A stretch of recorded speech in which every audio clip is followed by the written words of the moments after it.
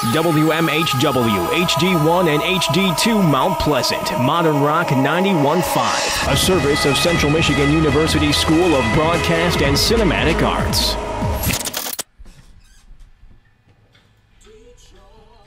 Hello everybody, and welcome to the final word on sports here, as I'm glad to be on the air here. We don't have Brandon Leopold tonight, but alongside me, which I'm Kevin Big K Drescher, by the way, we will have Joe Wilmont, and later on we'll have Joe. Did I say your name right? Joe Wilmont? Okay. Yes. Yeah, you did. I got it mixed up with Joe.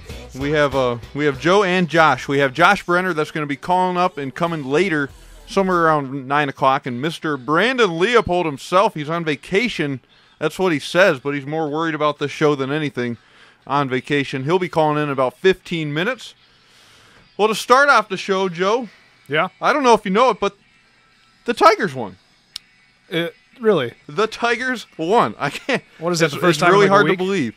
Yeah, well, it seems like it's the first time in about a year. So, oh my gosh, they won 9-4 to start the show. Ladies and gentlemen, of course, here's what I wrote down in my notes. Stop what you're doing, as the baseball gods have stopped the sorrow of the squandering Tigers for at least one night, as the Motor City Kitties stopped their mudslide with a win over the San Diego Los Angeles Angels of Anaheim and San Francisco by the score of 9-4. Of course, it's really Los Angeles Anaheim Angels, just making fun of their name there. Give you a little details of how the game went. Rick Porcello threw the gas off the mound today for the Tigers, as he allowed 3 runs, 2 earned. Of course, they had a couple errors that scored some of the other ones, with 8 hits in 6 innings to earn his first win since May 23rd, Joe. First win since that long. It's been a long season. Is that how long he's been in AAA? Well, that included about the month, the month and a half break that he was in AAA. So Yeah. he's been back for a couple games after that, but he wasn't so successful with them lately. A little bit more details here. Will Busta Rhymes had 3 hits and 2 RBIs to help the Tigers beat the Angels in 9-4, of course. Johnny Damon drove in 3 runs, and Alex Avila also had 2 RBIs for the struggling Motor City Kitties, who snapped a 4-game losing streak and avoided a sweep in the weekend series. After the win, though, here's some bittersweet news for Tigers fans, as Will Rhymes was sent down to the Mud-Hens because Carlos Guillen will return to the Tigers tomorrow night. That's quite good news, actually, to me. But Will Rhymes has been one of their best hitters, if you don't know Joe, since he's been up here. So it's kind of sad to see him go. We'll give you a couple other baseball updates here before we get to talk about this game a little bit more. Got some more bad news for Tigers fans. Minnesota defeats Cleveland 5-4, so that's one game that is not gained on the Twins. And then we have Toronto, Mr. Morrow of the Blue Jays. I forget his first name, but the Blue Jays pitcher almost hit a no-hitter, or almost did a no-hitter today. That's quite amazing. He went 17 Ks on the game, and he got down to the last out of the game when Tampa Bay got a single, and they win 1-0. Last out? He lost it on the last out. That's my God. That's a rough way to lose it, if you ask me. But still, they win 1-0, and Tampa Bay, of course, is still chasing the Yankees for the lead there. Baltimore, they do the Tigers a favor.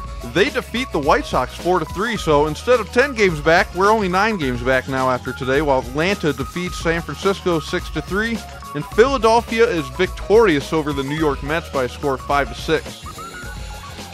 The Rockies, on the other hand, defeated the lowly Pittsburgh Pirates 8-4, while Milwaukee just hammered Houston, by a score of 11-6, and Cincinnati defeated the sorry Cubs 11-4. Man, are they having a tough season, just like the Tigers. And Oakland defeats Texas 3-2, while Seattle wins over Kansas City 3-2 by the same score. While the Dodgers lose to the Nationals, they win against the Nationals 8-3, and San Diego has another mudslide win in their season, 10-1 over the Diamondbacks of Arizona. For you Yankees and Red Sox fans right now, by the way, they just got underway, so that is your Sunday night baseball and your updates for the beginning of the show here. Now, Joe, Yep. It's been a long season for us Tiger fans. Mm-hmm. It's been a good season for the first half. It was really successful. Everybody was excited. Top of the division. The second half, we just wake up like we're on the wrong side of the bed here and have a bad hair day, and the season just goes down the drain. How big was this win for the Tigers.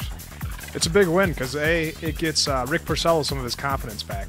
You know, that he's lost. You know, because his last couple outings have been not good per se, and so that's definitely a plus. You know, and to get a win after losing so much, and we're finally getting Carlos Guillen back. It seems That's like good news. It seems like we might be able to like start something here, like maybe go 1-for-1 for a couple games, and then go 2-for-1, and then do our best to try to catch up and get back to 500 at least. Exactly. For the rest of August, big win.